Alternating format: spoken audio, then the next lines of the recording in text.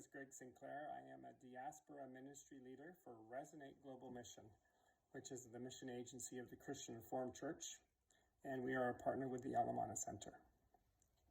And I'm coming to you from Hamilton, Ontario, Canada. So with the few minutes I have, I'm going to reflect on Mark chapter 14, verses 1 to 9.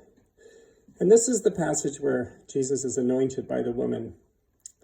He's in the house of a man known as Simon the leper. And a woman comes with an alabaster jar of very expensive perfume. And it says she broke the jar and poured the perfume on his head.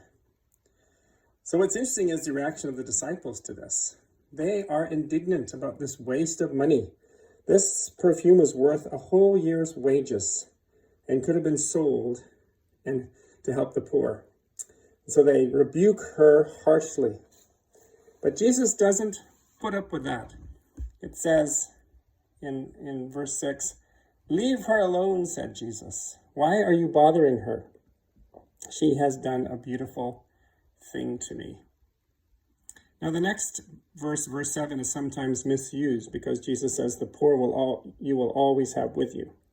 And you can help them anytime you want, but you will not always have me. She did what she could. She poured perfume on my body beforehand to prepare for my burial.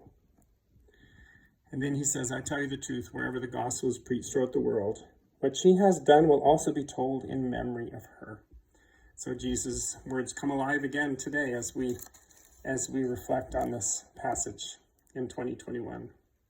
But it's an important passage for our time because we do live in a time of angst and outrage, both within the church and without.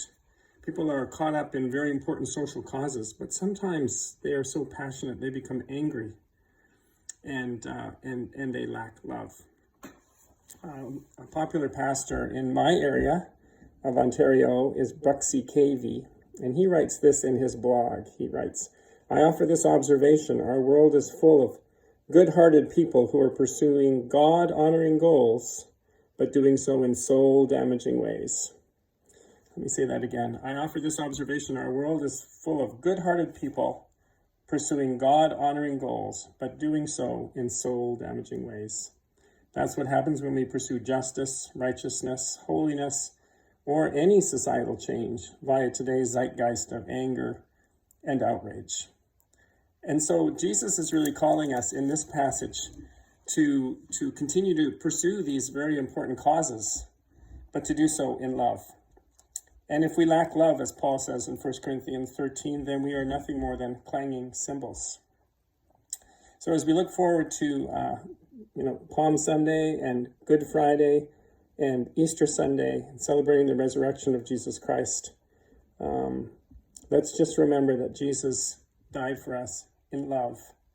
And his command to us and his model for us is to be people of love and to love others in the church and outside the church. Amen.